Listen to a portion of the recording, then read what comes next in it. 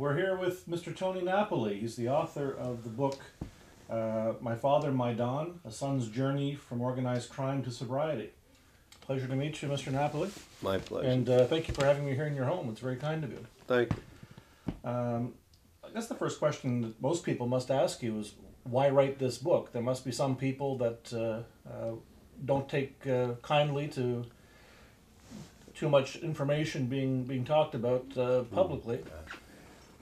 Well, of course, in my lifestyle from the past, I wasn't part of any legitimate business. I was not the son of a politician. So there are those who have negative attitudes towards my story, and they never read it. Most of them never read my story. Those who are active today in the mob life,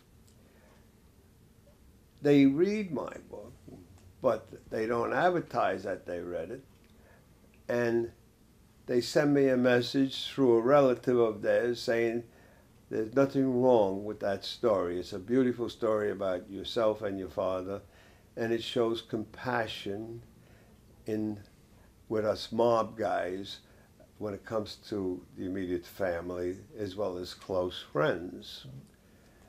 And so then there are those that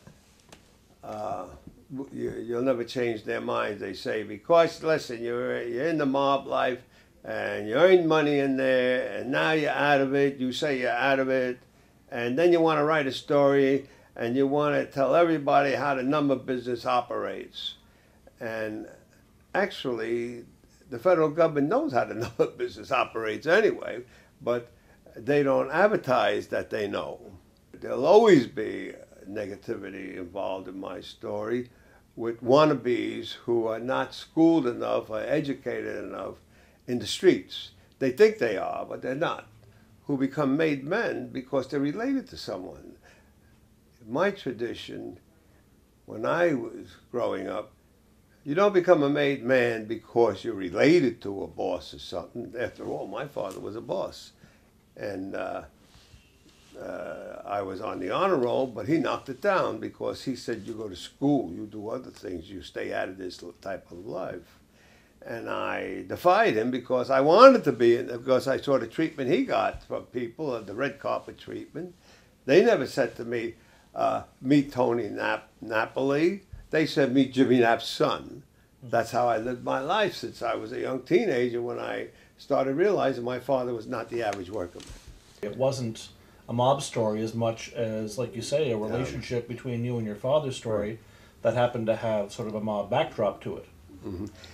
What happened, my story was supposed to be about myself from day one, not about my father.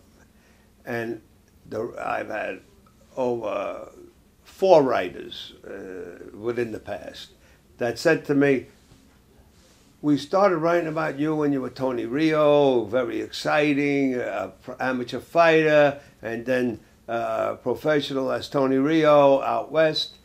And as we did research, we find out that you're Jimmy Nap's son, who was the kingpin in the number business in the 5 boroughs of New York for over 40 years, from 1945 to 1990, 2 years before he died. So we want to mention, you have to mention your father, who he was, the man he is. And because if anyone's going to talk good about a man in the mob life and who was a boss or even an underboss, well, why not his son? To give us more detailed information about his demeanor, his character, his nature with his immediate family. Not what the newspapers say about him, not what the government says about him, not his court cases. We want to know from you. And we want you to relate to your feelings and your love for your father, and tell the public about that man whom you say was in the wrong business. And I said, yes, he was in the wrong business because a wise guy's supposed to be shaking people down. He didn't. he was more like a preacher. And but he wasn't. He was no angel when he was a teenager. And neither was I.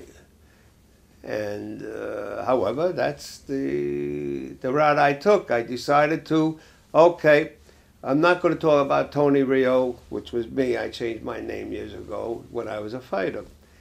Now, Tony Knapp, Tony Napoli, TN, that's all me. So I brought my father into my story.